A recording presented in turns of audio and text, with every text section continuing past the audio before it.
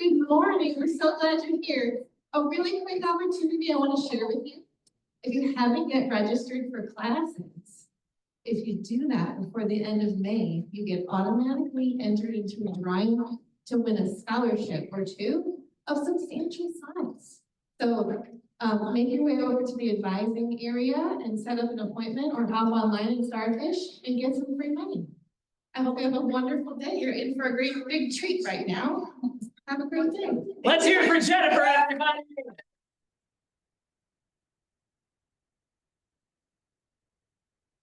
As a forever student, I hear free scholarship money and I go, all right, Jennifer, tell me where the advisory office is. I'm ready to go. Well, good morning, everybody. How are we doing? Good. Good. Who attended a research conference yesterday and is kind of in the flow of learning, thinking, all the good stuff? Yeah? Good. My name is JC Lippold, and thank you for letting me spend some time in your space, in your context, to maybe offer another ripple as you learn, as you grow, as you consider with courage and curiosity. I spend the majority of my time in the seat as outside looking in. So as a coach, a consultant, as a researcher, leader educator, I do a lot of systems change work within the wellness space, which is part of what brought me into this room today. And by systems change work, meaning if we look at health, wellness, the human experience, we are taught a lot of things that are innately really not healthy for us. Like that we are not complete beings, that our intuition and our curiosity and our courage, these elements of our body and being are things that maybe aren't on our own side. Which was the birthplace of this idea of enoughness. Now, thanks to the Barbie movie, enough became a very popular concept with Ken's journey. But enoughness, in essence, is a paradigm shift. A paradigm, one of those things that we take to be as truth without actually knowing why we take it to be truth. We live in a world where we're taught that we aren't enough yet. So normally it's we are here. Once we accomplish this, then we'll be enough to do the things that we are wanting to do. Perhaps if you are in an educational setting, you're like, okay, once I get through the semester, once I graduate, once I have my degree, once I learn, then I will then be capable of doing something that has worth. And enoughness is taking me that middle space and going, actually, there's capacity now to do something. So we'll dive in. Enoughness is the practice of being where you are with what you have and honoring that. We'll take this in a workshop type of function today. In my workshop, I mean a meeting with a group of people who are engaging. So rather than this being something that's happening to you today, please mess up the trajectory. Please go, my context, my agency, my autonomy, my reality. Like take this where it's going to be sticky for you. As opposed to, okay, we need to sit and listen and take it. No, have this happen through you, not to you. This is a calibration exercise, and you can't calibrate what you don't already have. So this is not a learn something new, but retweak what you already have. So that as you walk back out, you go, oh. So then you can go ahead and put it in action. And then it's enoughness calibration workshop. And enoughness, again, is this practice of going, where am I and what do I have that I can put to use? Okay, this whole conference is around the idea of the 8 dimensions of wellness, right? There's a precursor of this. We can go ahead and work on these things and again work on these things again and again and work on these things again and again. But if the context in which we're working on them in and on is like building a sandcastle next to the ocean where the tide is going to come in again and wash it. The tide is going to come in again and wash it. What do we end up doing? We live in a world where, let's use fitness and food as an example. Why is there always a new fad diet? Why is there always the new, this is the magical workout? Because We live in a world that is selling us these things as if they are a commodity external to us rather than something that's innately human. When our intuition speaks, it's saying, I am hungry. When our curiosity is speaking, it's saying, I have a thought that's leading me somewhere that's innately for our own well-being. So holistically, look at the elements of wellness, the factors of wellness, through a context of what is the precursor that would make any of the work that we're doing be sticky, be something that is not in 6 months from now, it's going to change completely in its game, but it's going to be something I'm going to be able to rely on and settle into. I often think of it this way. If you ever watch the Today Show or Good Morning America, and Al Roker goes, hey, we're going to Toledo, Ohio today, where Dolores is turning 103 years old. Dolores, how are you doing? Good, Al. And Al goes, Dolores, what's your secret? How have you lived to be 103 years old? 99 out of 100 times, what is Dolores's secret? Or Evelyn, or Roger, or other names of earlier generations that we don't hear as much anymore. Evelyn always says, cigarettes and chocolate bars every day. Vodka and my grandmother's barbecue sauce every single day. And in the context of cultural health, wellness, fitness, we go, those things aren't healthy. What is Dolores saying? I've given myself the things every single day that make me feel known, seen, safe, connected, well. You've heard of blue zones, these areas on the planet where people live with a different degree of baseline health. And it's because they have fresh air and they eat certain foods and they, what's up? Is it possible to disconnect audio? Oh, let me check. How do I do that? We'll try. We're going to try to disconnect the audio here. Yeah, because I hear that. Well, yeah, we're going to bring up the man, the myth, the wonder. Let's fix that. So, blue zones, right? Normally, these areas on the planet where people are well, there's nothing magical or mystical, but they live in an ecosystem where they have connectivity with people they don't know yet. They move their bodies.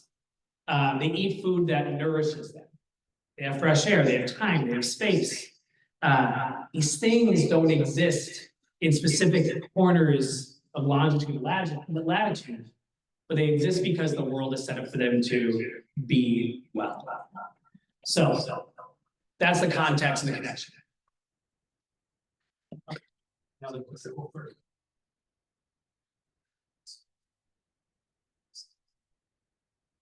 Talk amongst yourselves for a minute. No.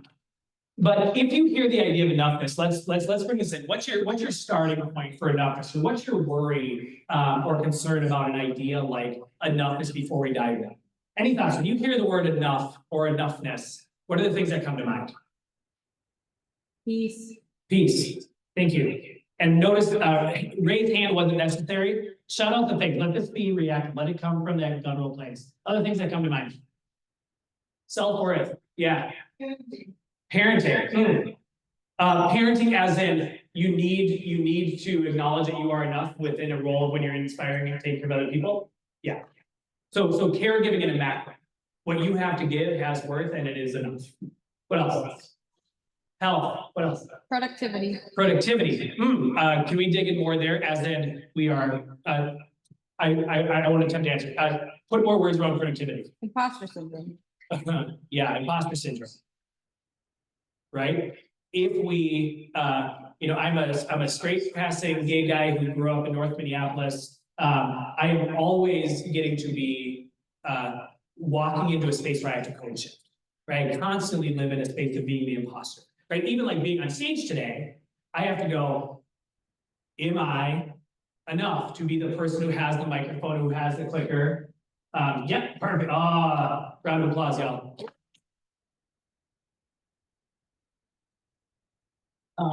Yeah, like all of these things that you are setting your context with.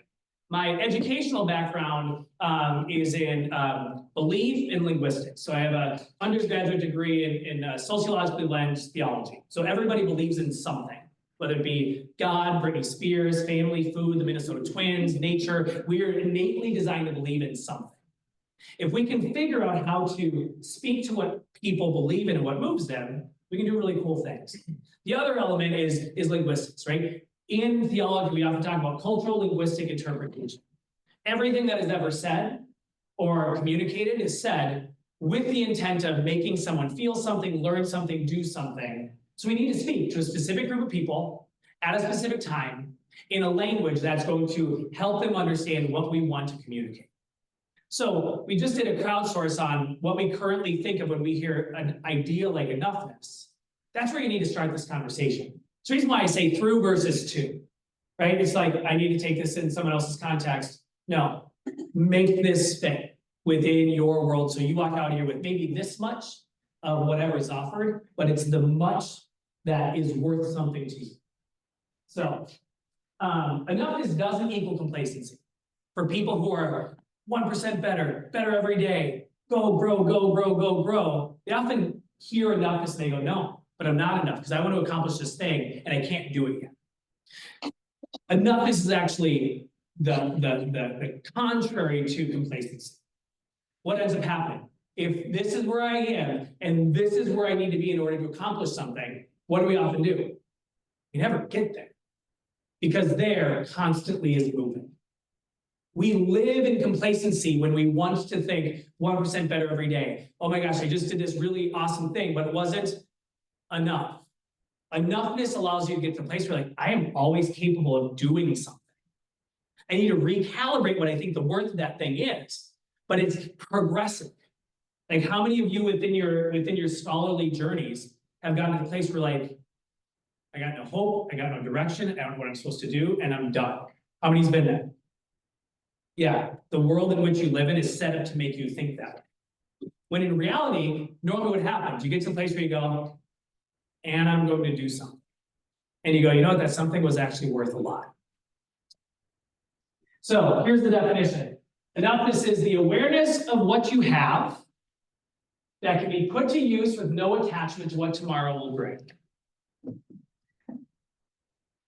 Enoughness answers the question, am I worthy, am I valid, am I capable? The answer is yeah. And if the answer is no, then the aperture gets smaller to the place where the answer is yes. Am I capable of winning the London Marathon? No, I'm not. Am I capable of running up these stairs and getting my heart rate elevated? Yes. The aperture is set to a degree where the answer is yes. Once you get to a yes, then we get to ask the question. So now what can I do? Because if that aperture gets small enough, and if I come to the theater, the Fine Arts Building in Inver Hills, and I run up and down these stairs enough times, in theory, would I be capable of winning the London Marathon? In theory, yes. Irrational in the latter, but the pathway becomes clear. Now the question is, do I want to win the London Marathon? No. So am I going to run up and down these stairs enough times to do it? No. But how many, sorry about the speaking the voice, you'll hear it many times today. How many times do we think, oh, I need to eat the kale salad because this is the thing that's going to make me enough? Who wants to eat the kale salad? Not everybody all of the time. Those people are like, I kind of like kale salads. I do too. Do I want to eat a kale salad every single day, 3 meals a day for my whole life? No. How many people have that as their diet culture, their meditation practice culture, their fitness culture? Here are the things that I need to do it all the time. I need to do 75 hard. I need to commit to the challenge. I need to do dry January. I need to have the resolution. I need to, every single time, what happens with those things? Sooner or later, yeah, like sooner or later we stop doing the thing and we return to the place of. So, as I mentioned, it's a calibration, meaning you can't recalibrate or calibrate what you don't already have. And there's 4 levers that we talk about in this concept of enoughness. First one is your honesty. It's your words are enough. It's the evidence of our enoughness. Number 2, it's your intuition. Your feelings are enough. Believe it or not, that rumbling in your belly that says, you know what I really want right now? That voice is on your side. You should listen to it. Number 3, it's your curiosity. It's your thoughts are enough. Hey, I wonder what would happen if. Nah. The nah is the not enoughness. The I wonder what would happen if is the enoughness. And then lastly, it's your current state. It's the holistic I am enough. This is when we get into the power of being mindful or being present or being thoughtful. It's putting these things together to go, right now within this moment, I know that this is the right thing to do. So we'll look at each of these 4. As you look on the screen right now, there's a lot of words, and these words are vessels. Meaning, if you see one of these things on the screen that you are, will you just shout out the word that you are? Like, I am a, throw out the things you see. Friend, spouse, parent. Yeah, we hear it, right? Those things are vessels. It's what you place in them that has value. So like if I would pick this thing up, what is this? It's a water bottle. Why is it a water bottle? Because there's water in it. If it was empty, how many of you would have still said this is a water bottle? Most people. Why? Because most of the time we see this as being that. But it's a bottle that has water in it. These words are empty until you go, this is what I mean when I say this thing. A lot of the start of the conversation of enoughness is around going, these things mean nothing outside of your context, your culture, your agency and your access and your autonomy and your desire and your urge to make this mean something. One quick crowdsource, and then we'll dive into our first calibrating arm, and that's the words that we use. So we often hear things like being in the zone, or being in flow state, or being present or on fire in your element, feeling it. Like these are the places that we kind of want to be. It's like I am locked in right now. What happens in a person when they feel this happen? Within their head, heart, body, within the space in which they exist. I'll let you take a couple hands because there's going to be some morsels that we'll build on. So you may go and say, ooh, when I'm in that space, here's what's going on in my head. When I'm in this space, here's what's happening in my heart or my body or in the world that I'm in. Anybody have a good, like, I know what this feels like, I've been there, or I've seen it in others? Couple hands. Yeah, in the back. Go for it. Self-confidence. There's a self-confidence, right? It's inside out. Cool. Others in the back. The door was like ready to answer. What else you got back there? You lose sense of time. You lose sense of time. Yeah, the ticking of the clock, the urgency, the I need to by when kind of goes away. Is your hand over here? Oh, yeah. Motivated. Motivated. You fall in love with doing the thing. Who's ever had a lot of work on their plate and has been really excited to have a lot of work on their plate in that moment? 3 people. Okay, that makes sense. Yeah, but again, like think about it. Think about if you were in this space and you had the work to do, and rather than going, I had to get it done, it was, this is my work. Let's do 1 or 2 more. This side of the room, anybody? Yeah. It's energizing. Energizing. Even though your energy output, it's also energy input. 1 more. Yeah. It's kind of like rose-colored glasses, and I like the prudence of being, it's kind of like. Because when you're in the flow state, you know that you're still existing in the real world, but you can see things, you can see, like I often get mistaken for being a positive person. I'm a realist, like by trade, like I'm a researcher. I love looking at where and what, how. But there are times where I go, yeah, I actually guess in some moments I can extract some rosiness out of situations that may not have a lot of rosiness. This is where we're working towards. So if we think of these places, how often do you not feel the things that were just shared in these roles? You feel like it's hard. You feel like it's de-energizing. You feel like there is nothing positive. You feel not confident. You doubt yourself. You feel like 1 second lasts 1 hour. You feel non-motivated. So let's talk about what's actually happening here. Sports psychology 101. The best athlete is not the strongest, the hardest, the fastest, the deepest, the most committed. What is the best athlete? The one who gets to ready position first. What is ready position? In this moment, here's my opportunity. We see MJ in the middle, and even though the picture's kind of grainy, MJ is MJ, ball, hoop. John Stockton, stress, tension, defeat. Karl Malone, you can see tension in fingers. He's not here, he's here. Look at all of these faces. What do you see? Anger, depending on who they're cheering for. There's one person in this picture who's going, here's my opportunity at hand. And it's MJ. Is MJ a great physical athlete and mental athlete, emotional athlete? Yeah, absolutely. All of that stuff does not matter in moments like this. It's, can you go, in this moment, in this split second, here's my opportunity. And I guarantee you, he's back in junior high or high school playing JV basketball in his driveway, going, this is just like me on my driveway doing the thing I do. How do we get to that place? There's a motivation, there's a confidence, there's an energizing, there's a wanting to be in this moment, there's here's my opportunity. This is what enoughness looks like. But most of the time, this is perceived as, once I am, then I will be. We see kind of the shift. MJ's really, really good at going, this is the moment. Think about other people in your life who are not professional athletes or having sponsorships by a Nike or Gatorade or whatever, who are really good at being in ready position. Can you throw out, obviously we won't know who these people are because we don't know your world, but like you may throw out my brother, Judy, like throw out Nate. Can you think of people who are good at getting to ready position in moments where there's chaos happening? Yeah, think about those people. You may be like, that's me sometimes, or that's this person sometimes.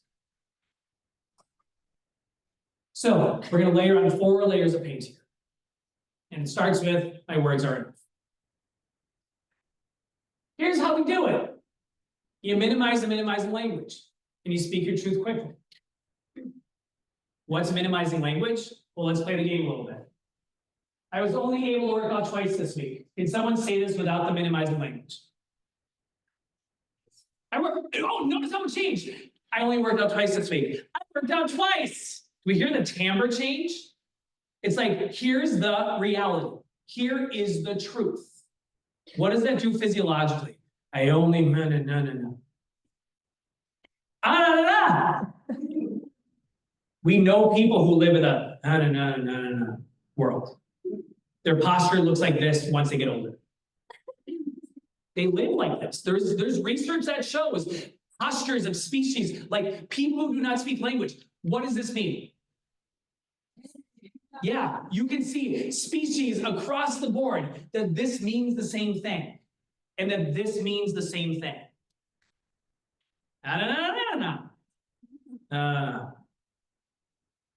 What is the truth here? I worked out twice this week. Your worth is not attached to if you worked out or not.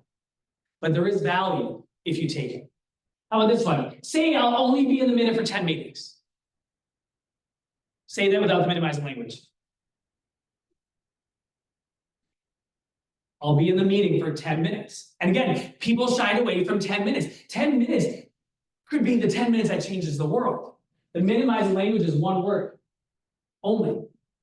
You're the one who said, hey, I'm going to waste your life for 10 minutes because I don't think that 10 minutes is worth anything. Hey, I got 10 minutes. What do you need? Number 3, I only have $5 to donate. I know it's not that much. Take out the minimizing language. Rephrase that.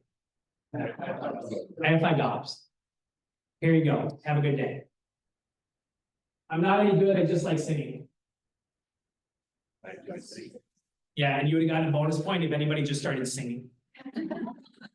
Right? Because at the end of the day, how much in the social media world do we share the moment of someone who just starts making music in the middle of nowhere? And then you go, hey, would it be okay if I sing you a song right now? Marika? I mean it. You're still up if you want to sing. No, okay. Hey, it's okay to take it easy. Take out the minimizing language. Take it easy. The Eagles didn't say it's okay to take it easy. Take it easy. Right? It's an invitation. Because if we don't take it easy, what happens afterward? That. Who struggles to take it easy in this room? Yeah. Who's ever praised for taking it easy in this room? Couple people? Good. I think the world's starting to shift to going, hey, we can't do anything if we don't actually feel that proud. Here's the big one, and I will sooner or later be sued by Nike. Take out the minimizing language. Do it. I was the sissy nonverbal kid who was standing on the 3-meter diving board at the Brooklyn Center Community Center. And all the straight macho boys who could do the hang test for 6 hours because they weighed 13 pounds but they had biceps, they were all down in the water saying what? Just jump. And for me, it wasn't a just action. It was if I jumped off the diving board, I was going to be enough. And if I couldn't jump off the diving board, I was still that kid. It was not a just action for me. How many more billions and trillions of dollars would Nike make if their slogan was not, hey, just do it? Serena and Michael did. It's like, yeah, they did. And also their construct and their agency and their access and their world is set up to be unidirectly set up to do the one thing. It's not even a just action for them. But when we sell it as, hey, these things are easy, so just do it. Nike would go through the roof. They would catch up to the lululemons of the world who are taking a more kind of community-driven approach. And Nike's actually switching to do so. Be like, hey, do it. And lastly, hey, I'm new here, so I'm sorry if this is a dumb question, but why do we say things like that? There's a really good reason. Because we are afraid that if we don't do that, that people say you are not enough. Which then calibrates you to go, I need to speak my truth. My perspective is this. I'm the first time person in this room. My perspective is very fresh here. If you've been here for a long time, your perspective is very maybe nuanced. Like you may be able to see the small, I may be able to see the big. Whose perspective is valuable? Oh. But how do you feel when you hear someone say, hey, I'm new here, and this may sound dumb, but we naturally as humans go, or we naturally go, or we naturally go. What if we didn't do that? So here's how the talk starts. It starts in our head and then it exits our body. Self-talk. You all, if you can hear that voice inside your head that's always kind of talking to you, that's what self-talk is. If you haven't kind of thought of that voice in your head that way, this is the voice that's constantly communicating with 7 times faster than spoken language. I know I speak fast. Imagine if you had to listen to me 7 times faster than this. Now, again, you may not understand the words, but it's this constant evolution. 80,000 thoughts a day at 7 times the speed. 80% of those thoughts are naturally negative in the culture in which we live. Again, negative, not constructive, not motivational, not aspirational, but negative. And 95% of your thoughts repeat at least once.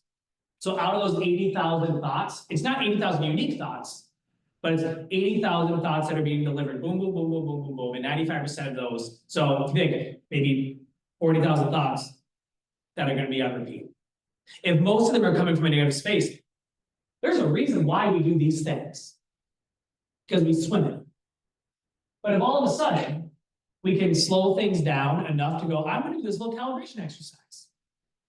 I'm a big fan of doing little things often, not because it's going to change your world, but it's going to invite you to become aware of your world.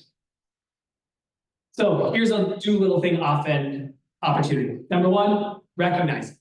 Take some time to go, I'm going to listen to that voice inside my head. There it is. Cool, I found it. Number 2, record it, write it down so you can see it. Like have the space where you write down the weird stuff that moves through your brain. Because it may not be weird. It may be something that's pointing to something else. And the beautiful thing is once you record it, it's not moving at that speed. It's not moving at all. It's now an artifact, something you can do something with. Number 3, revise. If you got the time, just like we did here, can you go ahead and revise to go, what am I really saying in this one? And all of a sudden you do it differently. I've ruined people's lives by making them aware of the words just and only. I get messages from people all around the world every day being like, I literally cannot say these words without going, wait, did I actually mean it? Like, did I actually want to say just because I'm speaking about one thing? Did I say only because I'm speaking about a very specific amount? Or did I say it to minimize? Having that awareness is really helpful. And then number 4, repeat. Invite the new synapse. Rewrite the thing. Hashtag do it rather than hashtag just do it. They'll sue me, they won't sue you, so feel free to do it. So that's number 1. One of my heroes in this world, RuPaul, says you have to be friends with your new saboteur. The challenge with doing this work is we get to the place where we become aware of the things that we do to ourselves, rather consciously or subconsciously.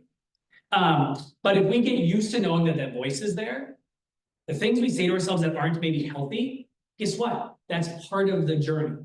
That's part of the processing of getting to the place like, I know myself really, really good. So getting to be friendly with that saboteur voice is really helpful. And RuPaul's number 1 most quoted phrase, and it's part of the liturgy of the drag world is, hey, if you don't love yourself, how in the heck are you gonna love somebody else? It's a reiteration of the golden rule in another way. Right, so often we look at, Edith Wharton has this great quote. Edith says, the light is reflected in 2 ways, from the candle and from the mirror. So often we look at how our candle is shining through the reflection of other people's mirrors, and people go, are you having a rough day? Or people respond to you. Teachers, professors, I'm speaking to you. Sometimes it's like, wow, I'm attempting to share some light, but it's being reflected in a way that it's maybe not hitting in the right way. And we go, what's wrong? What's wrong? What's wrong? And a lot of the times it's within our ability to deliver our clarity in order to go, okay, now it can be received. So let's move into number 2. Your feelings are this. Your feelings tap into your intuition. Your intuition is the part of your being that says, ooh, do that. That makes sense and will feel good.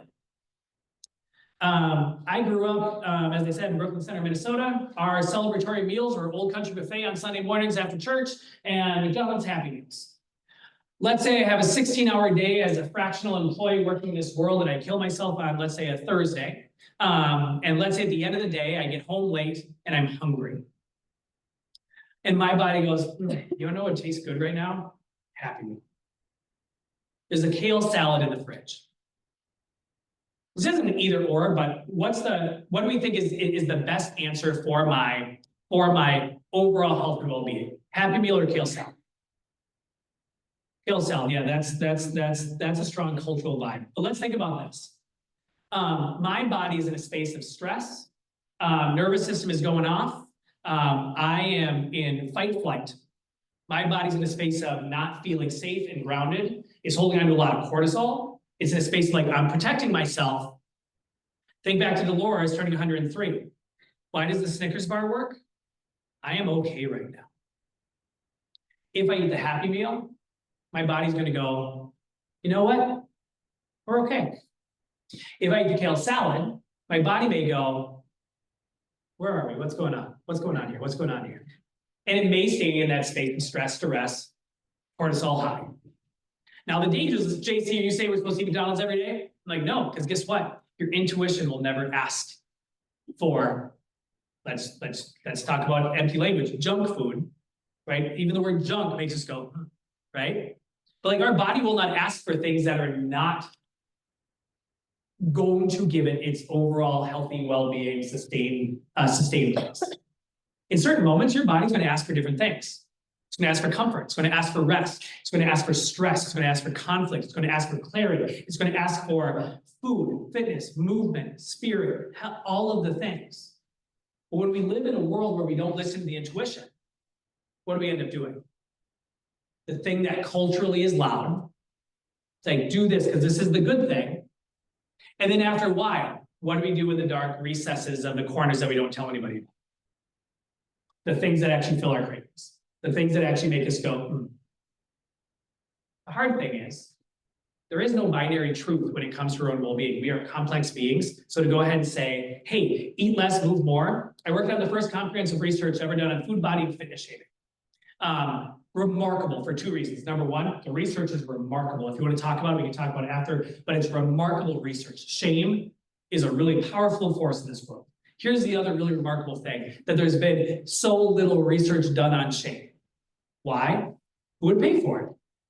The food and the fitness industries who use shame as a mechanism to sell more and more things. The diet industry, the work harder, stronger, faster, deeper fitness industry, and also the junk food industry, and also the big box and the organic. Everybody's using shame to go, this is the thing that you need. Because it sells the thing. But at the end of the day, it makes us doubt that our body's actually on our side and is going to ask for what it needs. What does life look like when your feelings aren't enough, when you aren't listening to your intuition? What does it feel like? When we aren't listening to the voice that says, hey, do that, that will feel good. That will nourish us, that will ground us, that will fill us. When we don't listen to that voice, how does it feel? What's that? Awful. Heavy. Anxiety. Cognitive dissonance. Dissonance, and dissonance is unresolved dissonance, right? Dissonance is what makes music lovely, but if that dissonance never goes away. So, we hear things like no pain, no gain. And actually, when our body's feeling pain, what is our body telling us? Stop. There's a difference between pain and exhaustion or heightened heart rate or so on and so forth. But actually, pain, stop. Tune out and get it done. Sometimes we need to get the thing done because we live in a complex system. But what's normally the best way to get something done? To tune in. Your mind will give up way before your body. I don't want my body getting to the finish line with my mind left at, 500 feet before the finish line. What is that worth? Who is going to be successful in that state? No matter what, don't quit. We have major issues with addiction within our species. One of the reasons why is because people are neurally pathway set up to never quit anything. Think about the relationship that should be quit. Think about the activity that we continue to do for so long because it's what I do and it's what my identity is and it's what my responsibility is. How many people have something in their life right now that they should probably quit because there's time to be spent on doing other things that are more important?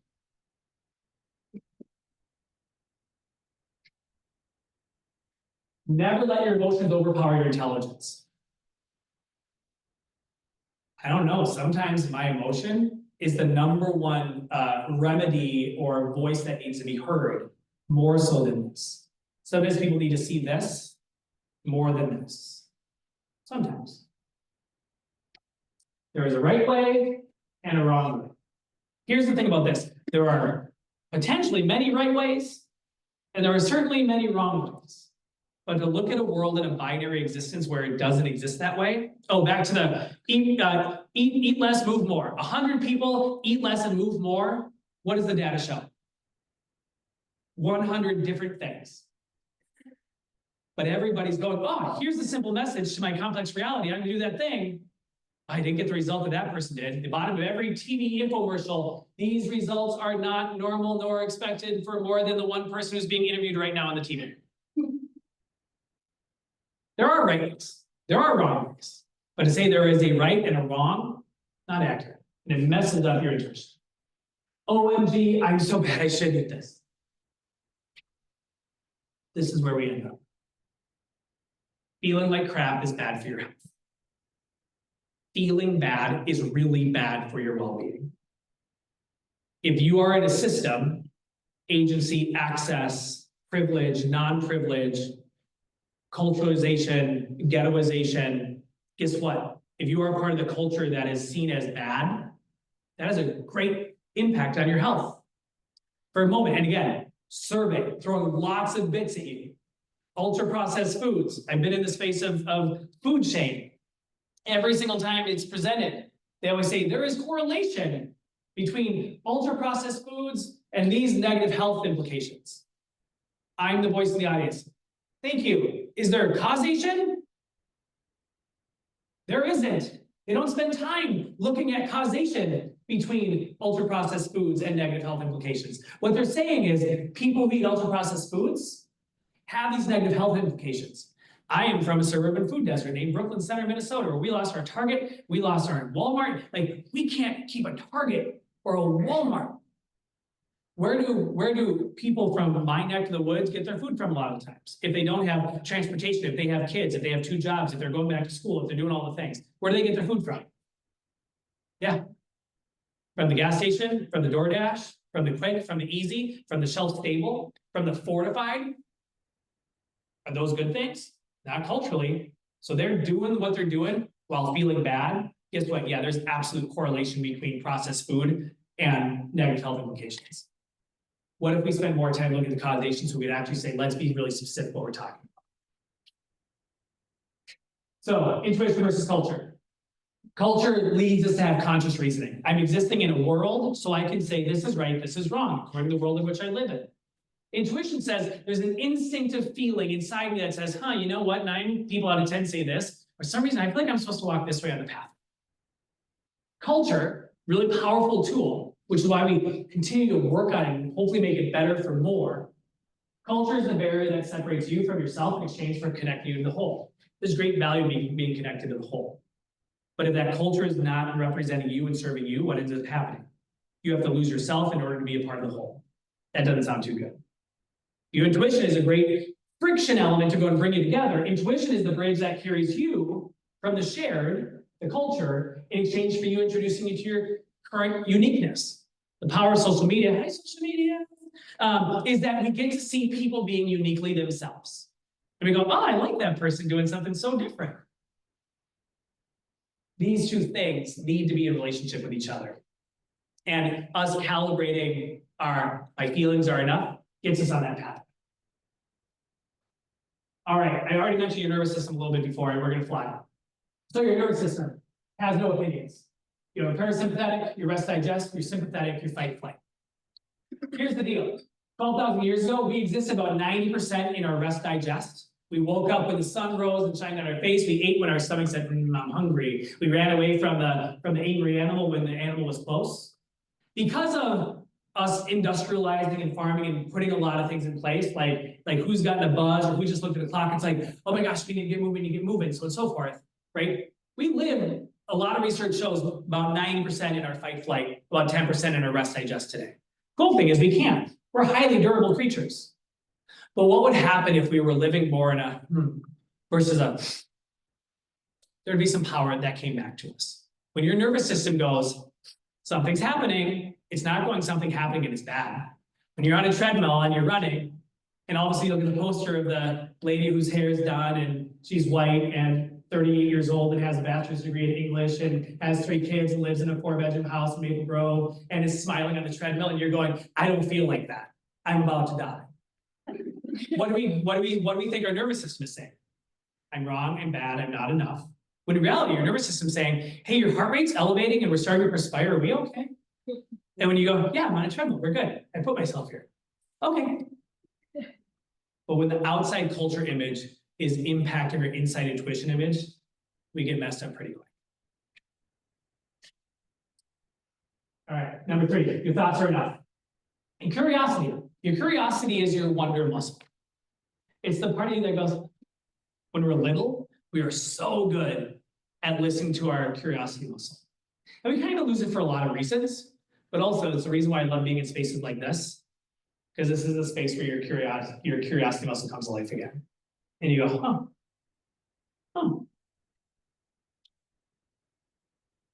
What does life look like when your thoughts aren't enough, when you aren't honoring your curiosity? Throw it out.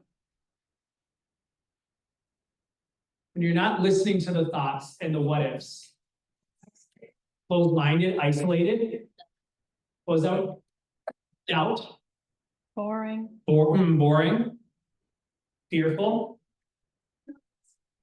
You're not exploring, and there's an action, like there's a physicalization there, like we aren't doing the thing that we're supposed to do. This is shifting all. right? The era of people having the same job for 40 years and retiring with the clock and the watch because they worked the place for 40 years, that's happening less, and it's not generational. There are more people being more curious. This is one that we're actually doing better at. Why? Because we have access to more information. We are less isolated. We are doubting more in the ways of going, that doesn't seem right to me. I'm going to be curious on the other side of it. I don't know. I wonder. Ask a question. Form a question. Learn something new. Change. Right? These are things. There's a million articles in the last 10 years that have come out that say the number one thing that the top CEOs on the planet are saying, these 3 words. I don't know. If you have people who are supposed to be the source and the answer of all the things who are going, I don't know, become less isolated. We explore more. There is doubt is seen as a progression to grow versus a reason to shrink. So Steve Jobs, when he was young, messaged Hewlett or Packard, one of them, and said, hey, can you send me any like bits and parts from all the stuff that you're building? Because I just want to play with it. Steve Jobs messaged them, and Hewlett Packard gave him an internship and was like, okay, Steve Jobs becomes Steve Jobs. I love the Steve Jobs quote, except for one word. Most people never pick up the phone and call. Most people never ask, and that's what separates the people who do the things from the people who dream about them. That just wasn't there. This is a really great quote.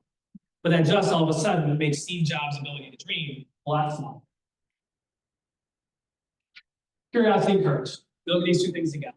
If you struggle with curiosity, use courage as the accelerator. If you are a courage person, you run and you do the thing, but you don't actually take time to think and wonder if you're right or wrong, add a little more curiosity. Here's the parallel. Curiosity invites us to consider. Courage invites us to do. Curiosity asks what could be. Courage asks the question. Curiosity asks what would happen if. Courage tries. Curiosity asks what becomes possible when, and the courage dreams. So often we're isolated in one or the other. We do a lot of this and we feel stuck and small, or we do this and we run our heads against the wall and we work really hard and we don't necessarily get anywhere, but we're really loud playing in minds. These things need to happen together. Lastly, your current state is enough. This is your I am. This is your ready position. And this is where this gets a little somber for a moment as we go, okay, this sounds great, but all of this is like deculturalizing myself, removing myself from the cultural norms. That doesn't sound like the best way to move with or to move alongside. So our enoughness goes up, clarity of our language goes up. Our enoughness goes up, our intuition, our feelings get acknowledged and listened to more. Hey, our enoughness goes up and our curiosity gets bigger and bigger and bigger and bigger. And we live in a world that when all these things are going up, the cultural normative is not to do these things. So then all of a sudden you end up being in a space like this where you're the enoughness guy and you feel like you're living in a really weird, isolated world. Because everything that I raised up, there's a lot of like, or like the smiles, or like the glassy eye where you're going like, yeah, I don't like feeling the way that I feel when I do the cultural normative activity. Michael was a very lonely creature. It's the reason why we can still reference Michael. How long ago did Michael retire? Long time ago. I was in Chicago last week. I drove past Michael's steakhouse. You know, once you're at the age of having a steakhouse, that you've been out of the game for a long time. But I can still use a Michael reference, even though he's lived in this isolated space because of who he was within the construct of how we look at physical activity. Increasing our enoughness isolates us from cultural norms and cues. So, yeah, my words are enough, my feelings are enough, my thoughts are enough, but how does the journey of enoughness not lead me to a space of isolation? Well, sometimes it does. You wander your pathway. The biggest source of shame, of guilt, of isolation is believing that we live in a binary world. Here's the right, here's the wrong. Here's what people are doing, here's what people aren't doing. I am a part of a community, and here's what this community does. We want to be a part of that. but also we have calls that remind us that we are incredibly unique and specific. We look at the energy moving up and down. Putting this on an XY chart is counter to what I just said. It doesn't work this way. It works this way. Enoughness leads you to spaces of big isolation where you go, I absolutely kind of know my truth right now, and that's pretty awesome. And I wish there was someone here I could tell it to, but there's not because I'm alone. And then all of a sudden, you speak your truth and you be the mirror to the candle and the candle to the mirror, and what do you end up doing? You end up sitting in a room full of people who are talking about ideas and curiosities and hypotheses and places that we can go and things we can do and ways that we can succeed and surely ways that we can fail. And once we fail, we can learn that we can do something again. And all of a sudden, this is a place that you remember 50 years from now because it gave you the opportunity to do something like this. What's your why? Right, we're in the age of the why. It's like, know your why, work from your why. Yeah, absolutely. And what variables allow your why to shape your how? Like if you have a very clear why, you're going to be walking down a pathway that's not been walked down before, and it's going to seem contrary. You're going to teach your teachers. Your teachers are going to then teach you something different from the construct in which you just gave. This is what your line's probably going to do. So we'll finish here. I don't like running. Back to the standing on the edge of the diving board. I'm the person who's never lived in a physical construct, so I've never had to live up to the physical constructs of being stronger, faster, harder, deeper. So what do? I learned to go ahead and fall in love with running to be like, oh, why do people do this? And can I do it very different? I don't like running, so I don't train.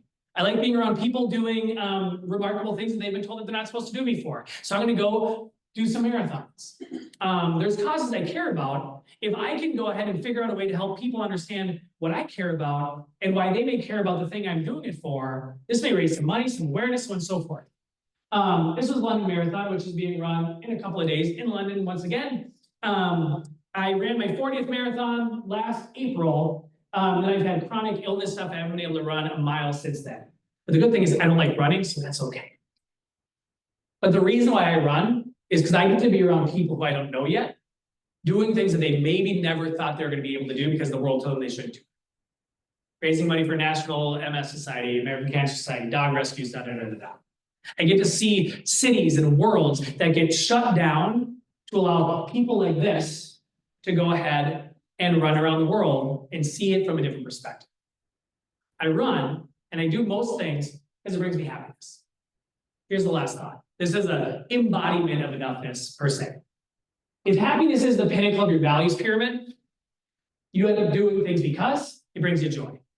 If health is the pinnacle of your values pyramid, it makes you healthier, stronger, faster, skinnier, whatever the thing is fill in the blank.